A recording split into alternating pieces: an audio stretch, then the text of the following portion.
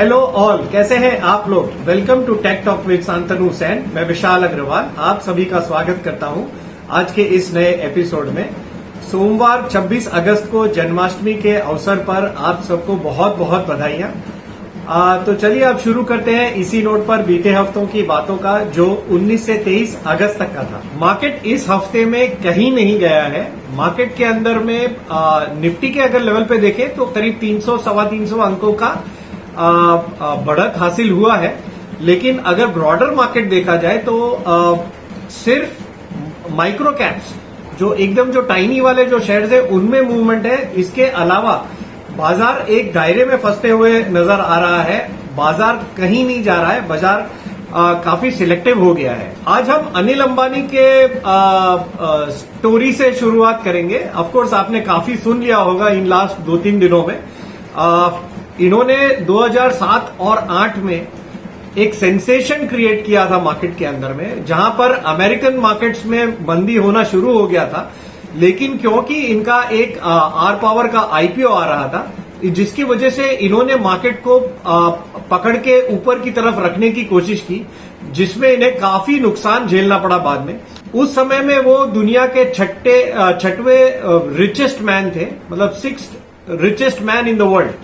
लेकिन उनका समय आर पावर के इशू के बाद से गड़बड़ाने लगा और 2020 आते आते, यानी करीब समझ लीजिए 12 साल के अंतराल के बाद, उन्हें ब्रिटेन की एक कोर्ट में अपने आप को बैंकरप्ट घोषित करना पड़ा।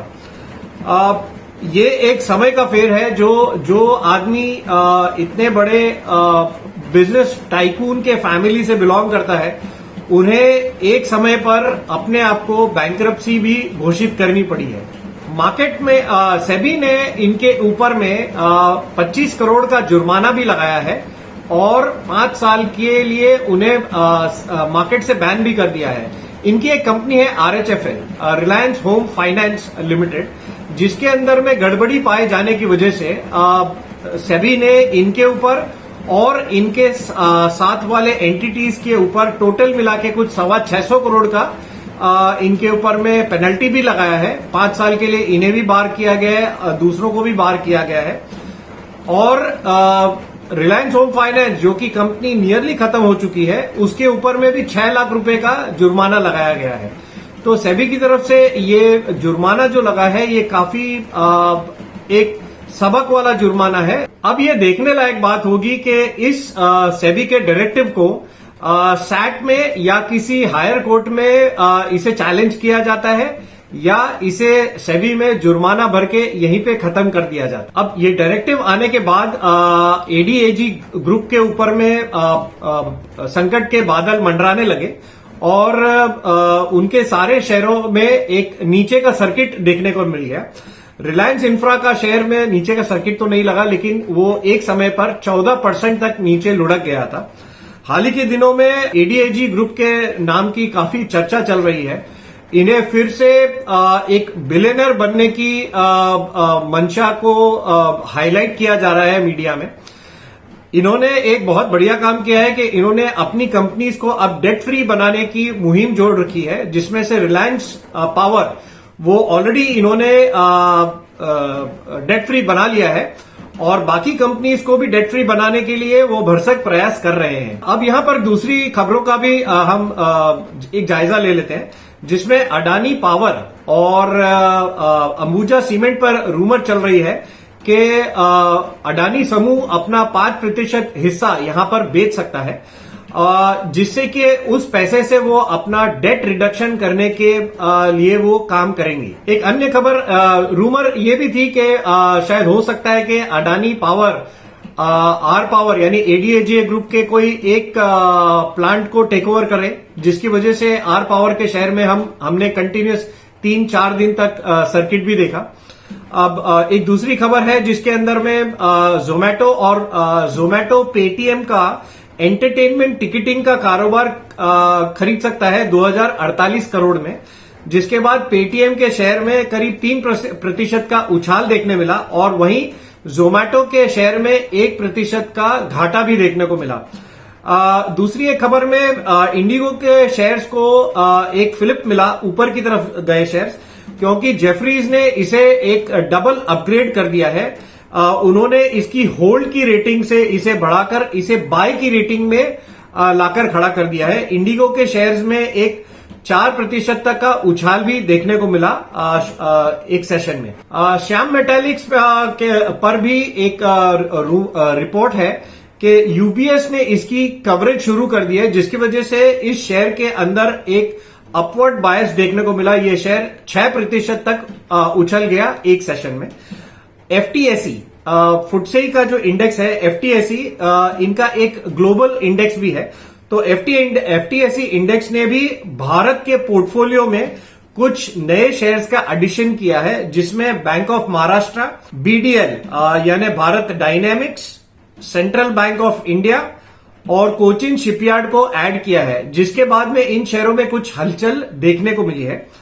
अमेरिका में जैक्सन होल सिंपोजियम में फेड चेयरमैन जेरोम पॉवेल की स्पीच के बाद वहां के मार्केट्स में एक उछाल देखने को मिला है। उन्होंने कहा कि अब अमेरिका में ब्याज दरों को उसमें बदलाव करने का समय आ गया है। अमेरिकन जॉब मार्केट अब नीचे जाने का खतरा अब बढ़ रहा है, जिसको संबोधित करने के खास जरूरत है। इन्फ्लेशन अब उनकी सहन शक्ति 2% के आसपास आ गया है, जिससे इन्फ्लेशन अब आउट ऑफ कंट्रोल जाने की जो खतरा है वो घट गया है। अब अमेरिका में अटकलें तेज हो गई है कि सितंबर महीने में फेड की जो मीटिंग होगी उसके अंदर रेट कट होने की प्रबल संभावनाएं बन गई है। अब इस बात पर कयास लगाने चालू हो गए हैं कि अब रेट कट कितना होगा। 25 बेसिस पॉइंट को तो ऑलरेडी वहां पर डिस्काउंट कर लिया गया है। अब वहां पर 50 से 75 बेसिस पॉइंट एक साथ घटने के कयास लगाए जा रहे हैं, अनुमान लगाया जा रहा है, जिसकी वजह से वहां के बॉन्ड मार्केट और स्टॉक मार्केट में एक अच्छा उछाल देखने को मिला शुक्रवार को। अब यहां पर कुछ हम एफआईआईज की भी बात कर लेते हैं। एफआईआईज ने अभी तक इस महीने में टोटल 30,585 करोड़ की नेट सेलिंग की है। इन्होंने गत सप्ताह में भी करीब 1600 करोड़ की नेट सेलिंग की थी, जिसमें से गुरुवार और शुक्रवार को उन्होंने 3,350 की नेट बाइंग की है। यानी करीब 3 सत्रों में सोमवार से बुधवार के बीच में उन्होंने करीब 5,000 करोड़ की नेट सेलिंग का फिगर है एफआईआईज की ओर से। अब चलिए यहां पर कुछ एक दूसरे एसेट क्लासेस की भी बात कर लेते हैं, जिसमें गोल्ड का भाव शुक्रवार को 71,770 के आसपास ट्रेड कर रहा था। गत सप्ताह के मुकाबले इसमें करीब 350 रुपए का उछाल देखने को मिला है। इंटरनेशनल मार्केट में भी गोल्ड का भाव 2488 के आसपास चल रहा था। इसके भाव में भी गत सप्ताह के मुकाबले करीब $30 का ये $30 बढ़ गया है। कच्चे तेल की भी बात कर लेते हैं। कच्चा तेल अब $77-78 के आसपास ट्रेड कर रहा है। ये करीब 2 सप्ताह से सेम रेंज में ट्रेड कर रहा है। इसके पहले 2 सप्ताह में करीब 10% का ये कमोडिटी घट गया था। बिटकॉइन शुक्रवार के क्लोजिंग के समय ये $64,200 के आसपास ट्रेड कर रहा था।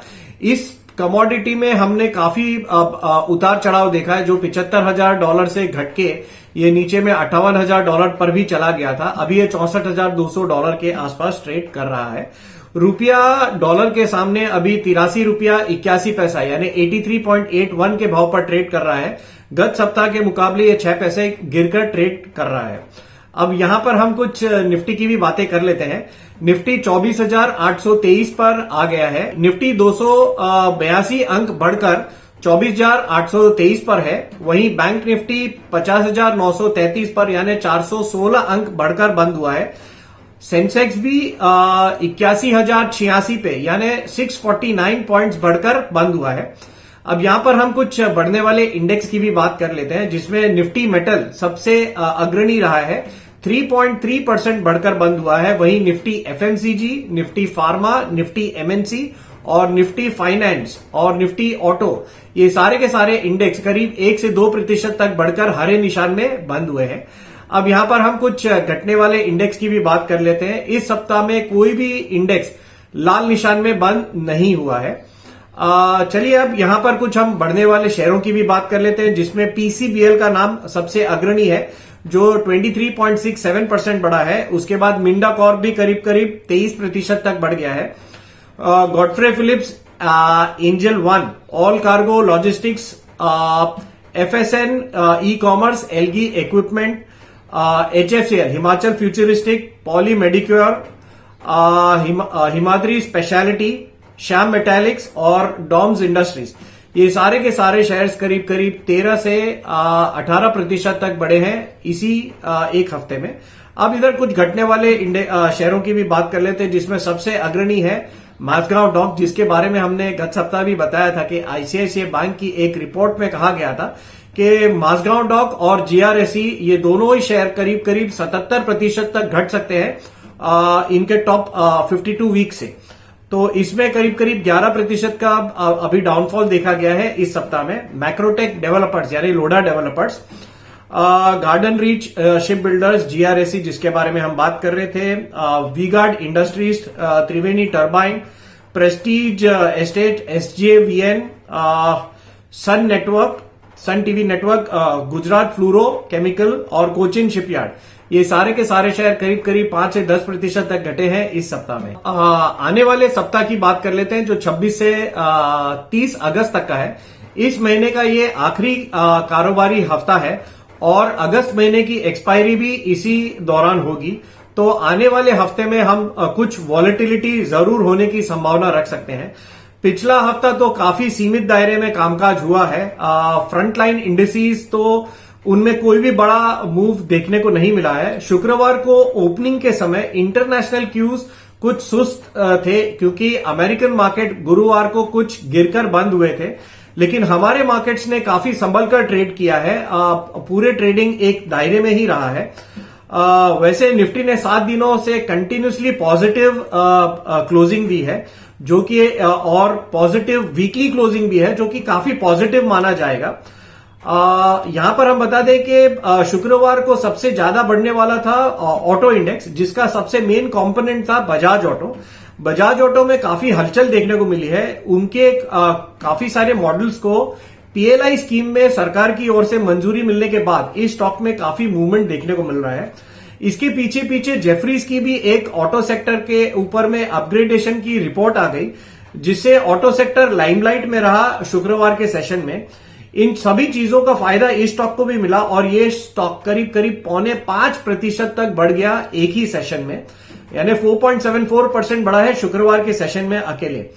अब यहां पर हम कुछ आईपीओ की भी बात कर लेते हैं, जहां पे ओरिएंट टेक्नोलॉजीज का आईपीओ बंद हुआ है गत सप्ताह में, जिससे जबरदस्त रिस्पांस मिला है। ये शेयर को, ये आईपीओ को 154.84 टाइम्स ओवर सब्सक्रिप्शन मिला है, यानी करीब करीब 155 टाइम ओवर सब्सक्राइब होकर बंद हुआ ये आईपीओ।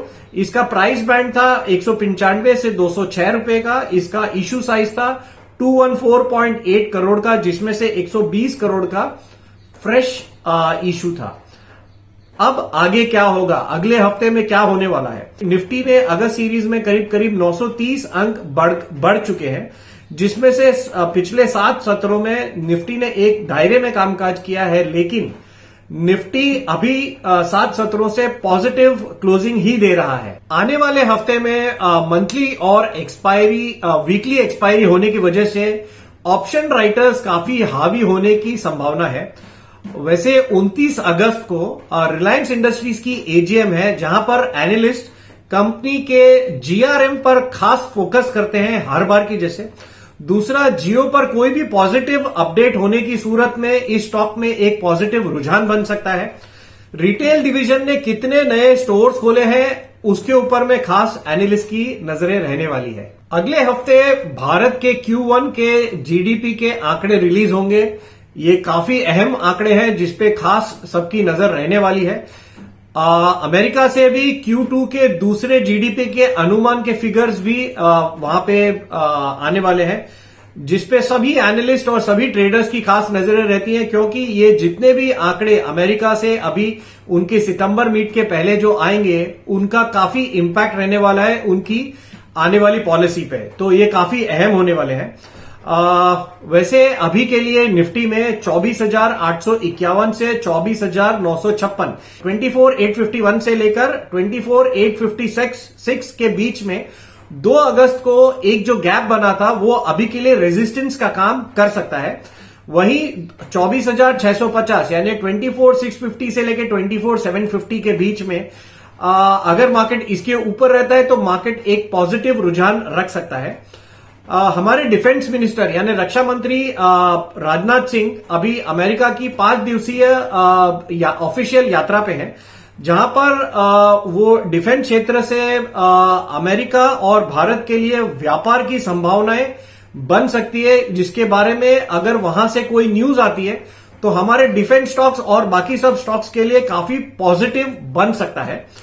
आने वाले हफ्ते में ये काफी सारे मैक्रो इवेंट्स हैं, जिसके अंदर में रिलायंस की एजीएम और जो बड़े जो डेटा आ रहे हैं इंडिया से, भारत से और अमेरिका से, ये काफी मार्केट के मूड माहौल को बदल सकते हैं।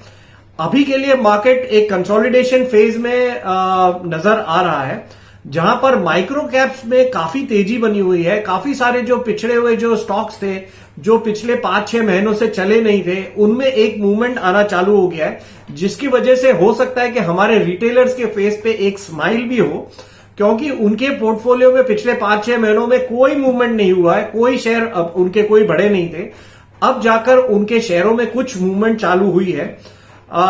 ये उनके लिए एक काफी फ्रस्ट्रेटिंग फेज भी था पिछले 5-6 महीनों का, और उनके लिए एक फोमो का भी फेज था। तो अब ये शायद सुधरने की कवायद कर रहा है।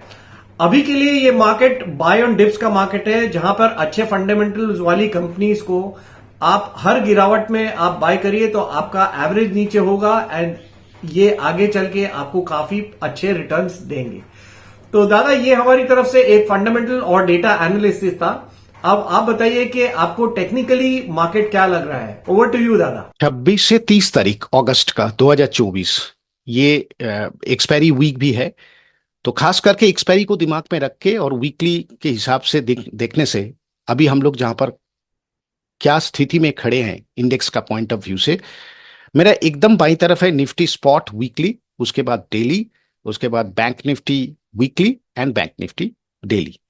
तो पहले अगर वीकली निफ्टी का हिसाब से देखा जाए तो निफ्टी का क्लोजिंग कुछ हद तक पॉजिटिव जगह में क्लोजिंग किया है। हिसाब से देखा जाए वीकली में जो गैप था वो तो क्लोज हुआ है, सामने में एक ही चीज है जो है previous stop as per the weekly chart is concern. क्या ये स्टॉप एक साथ क्रॉस कर पाएगा कि नहीं कर पाएगा, ये है क्वेश्चन, मेन क्वेश्चन। तो मेरे हिसाब से चार्ट का जो स्थिति है और सामने में जो इवेंट है दैट मींस एक्सपायरी, उसी हिसाब से देखा जाए तो एक चांस में क्रॉस होना थोड़ा सा डिफिकल्टी हमको दिख रहा है। क्यों? क्योंकि जस्ट एमएसीडी का स्लो पहला साइन दिया है रिवर्सल का, बट वीकली चार्ट जिस हिसाब से है this is the second highest closing, but मेरे हिसाब से बेयर इतना जल्दी आपको जगह नहीं देगा। तो दैट्स वाई वेरी इंटरेस्टिंग होने वाला है next week expiry as well as क्या निफ्टी नया हाई क्रिएट करके क्लोजिंग दे पाएगा। वीकली चार्ट इज कंसर्न 25,100 के ऊपर क्लोजिंग बाजार के लिए बहुत ही अच्छा जगह क्लोजिंग हम मानेंगे। बट इंटरेस्टिंग चार्ट फॉर्मेशन हुआ है डेली चार्ट में, जो कि हम बार बार बोल रहे हैं, और आप लोग अगर देखेंगे मेरा प्रीवियस जो एपिसोड है, काफी दिन से मैं बोल रहा हूं कि कंजिक्यूटिव नीचे रुकने के बाद अगर consecutive 3 night closing above 13 DM and then उसके बाद अगर हाईएस्ट हाई को क्रॉस करके निकलता है तो बाजार के अंदर थोड़ा सा मोमेंटम मिलता है। तो ये जो हाईएस्ट पॉइंट था स्पॉट में 27,400 734, राउंड नंबर 24,750, सॉरी 24,450, तो वहां से 120 पॉइंट का एक रैली टूवर्ड्स मिला है। लेकिन ये जो गैप अभी भी ओपन है daily chart is concern, that means 24,956 market को क्रॉस करने में बहुत ताकत लगेगा, और उसके बाद ऑब्वियसली प्रीवियस जो टॉप है। तो दैट्स वाई मेन जगह जो है डेली चार्ट में उभर के आ रहा है, और प्राइस एक्शन जिस हिसाब से हो रहा है एक्सपायरी का सामने, थोड़ा सा वेट एंड वॉच करना ही पड़ेगा। हालांकि निफ्टी एक पॉजिटिव जोन में सिचुएटेड है। Momentum is concern just above closing के ऊपर क्लोजिंग देना 14 डेज आरएसआई, ये एक थोड़ा सा पॉजिटिव इंडिकेशन की तरफ बढ़ रहा है। But weekly bank Nifty compare to Nifty, दोनों ब्लू लाइन को अगर कंपेयर करें, ये जो एरिया है वो बिलो में है। तो दैट्स वाई मैं अभी तक बैंक निफ्टी के अंदर उतना बुलिश, उतना पॉजिटिव व्यू नहीं रख रहा हूं, क्योंकि एटलीस्ट 9 एक्सपोनेंशियल के ऊपर क्लोजिंग जब तक नहीं देता है। वीकली जो गैप था वो क्लोज हुआ है, और एमएसीडी का स्लोप अभी भी नेगेटिव जोन में ही है। दैट मीन स्लोप डाउनवर्ड्स की तरफ आ रहा है। बट बैंक निफ्टी का डेली चार्ट में लिटिल बिट इंटरेस्टिंग पॉइंट उभर के आ रहा है। क्या है वो?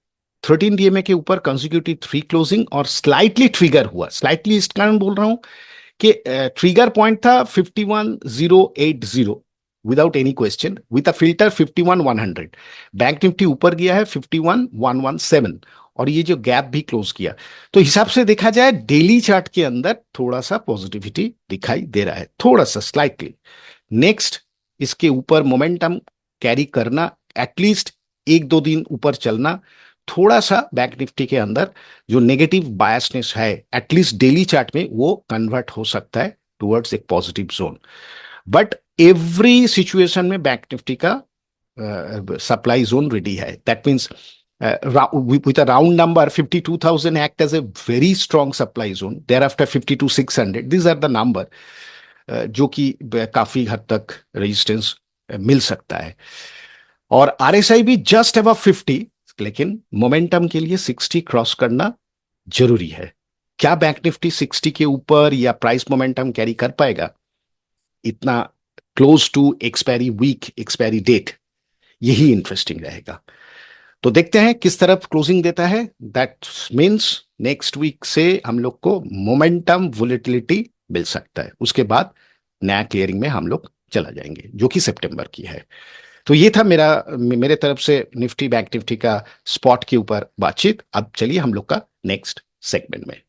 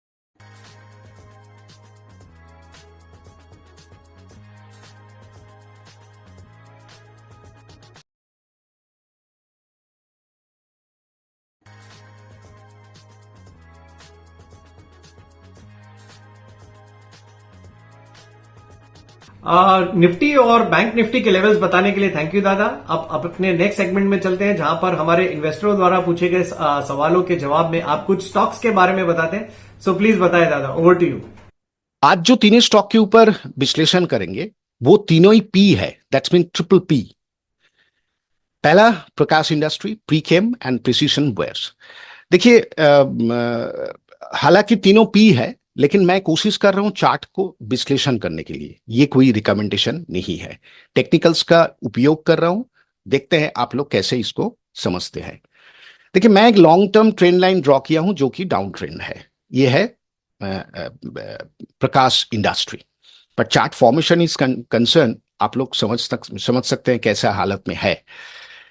वेरी इंटरेस्टिंगली, प्रीवियस टॉप, ये जो मैं ब्लू लाइन ड्रॉ किया हूं ये प्रीवियस टॉप है, और वहीं पर आके कॉन्फ्लुएंस कर रहा है जो डाउन ट्रेंड रेड लाइन है। That means in between 225 is a very very strong resistance as per the weekly chart is concerned. Any closing above 225, very promising chart. ऐसे तो चार्ट प्रॉमिसिंग है क्योंकि 1326 ऐसा हालत में भी क्रॉस डाउन नहीं हुआ, वही जोन को लेके मूविंग एवरेज स्लोप फिर मेंटेन कर रहा है। तो दैट्स वाई ये चार्ट मेरे लिए काफी इंटरेस्टिंग लग रहा है। वीकली एमएसीडी का स्लोप वेरी इंटरेस्टिंग पॉइंट में है, स्लोप चेंज हुआ है, लेकिन मंथ खत्म होने जा रहा है। क्या मंथ का हालत है ये देखने से आप लोग को और समझ में आएगा। तो दैट्स वाई इस स्टॉक को रेड लिस्ट में रखना जायज है मेरे हिसाब से। अब वीकली आरएसआई एंड स्टोकेस्टिक्स दोनों तरफ जो मोमेंटम है, मोमेंटम कोशिश कर रहे हैं ऊपर की तरफ जाने का, क्या ऊपर की तरफ लेके खींच सकता है प्राइस। इसके लिए प्राइस को कम से कम 225 के ऊपर क्लोजिंग देना जरूरी है। तो दैट्स वाई ये जो प्रकाश इंडस्ट्री का चार्ट है मेरे हिसाब से काफी इंटरेस्टिंग लग रहा है। काफी दिन का डेटा भी है, तो मेरे हिसाब से ये चार्ट को आप लोग रेडार लिस्ट में रखिए, फंडामेंटल चेक जरूर कर लीजिए। प्रीकेम, ये स्टॉक का देखिए, ये जो प्रीवियस स्टॉप था, इसके जब ब्रेकआउट किया फिर उसके बाद जो काउंटर ट्रेंड हुआ, वही zone change of polarity of principle, जो रेजिस्टेंस था नाउ बिकम अ सपोर्ट। उसके बाद जो चीज हुआ है, एक ट्रेंड लाइन के ऊपर पहला क्लोजिंग आया, अच्छा क्लोजिंग विद वॉल्यूम के साथ ही हुआ है, 1 करोड़ शेयर का weekly volume of trend line के ऊपर। लेकिन जो नहीं हुआ है वो है 1326 का क्रॉसओवर। तो that's why very interesting. Volume जो क्रिएट हुआ है वो सेकंड हाईएस्ट है सिंस अप्रैल 2023 के बाद, वीकली वॉल्यूम। एमएसीडी का स्लोप चेंज होना, स्टोकेस्टिक्स का मोमेंटम क्रिएट करना, और खास करके जिस जगह में आरएसआई है, मेरा नजर में, मेरा रेडर में ये स्टॉक तो रहेगा। ये है प्रीकेम। काफी इंटरेस्टिंग चार्ट पैटर्न भी है। प्रिसीशन वेयर, ये चार्ट भी अगर आप लोग देखेंगे तो समझ में आ जाएगा ये चार्ट का हाल हकीकत क्या है। और मैं एकदम बहुत सिमिलर पैटर्न, सिमिलर रिदम से चल रहा है। 1326 को रिएक्शन, फिर ऊपर जाना, फिर रिएक्शन, फिर ऊपर जाना, काफी इंटरेस्टिंग पैटर्न बना हुआ है। वीकली एमएसीडी का चेंजेस, और ये जो चेंजेस हुआ है इसको अगर हम लोग मंथली में देखेंगे तो और भी कुछ समझ में आएगा। स्लोप ट्रिमेंडस के हिसाब से थोड़ा थोड़ा करके जाने का कोशिश कर रहे हैं। वीकली स्टोकेस्टिक्स यहां पर है, होपफुली आप लोग समझ ही गए होंगे क्या मोमेंटम क्रिएट कर रहा है, और आरएसआई। तो ये जो तीनों मिनिमम हम चार्ट का अंदर जो टेक्निकल्स का इफेक्ट दिखाया है, आप लोग घर पे और जब टेक्निकल्स को एनालिसिस करेंगे, काफी सारा और चीज ये तीनों पी के ऊपर, Prakash industry, Precam and precision ware, please आप लोग बढ़िया से चार्ट देखिए। आप लोग का कोई पर्सनल व्यू भी बना सकते हैं, and as well as fundamental check.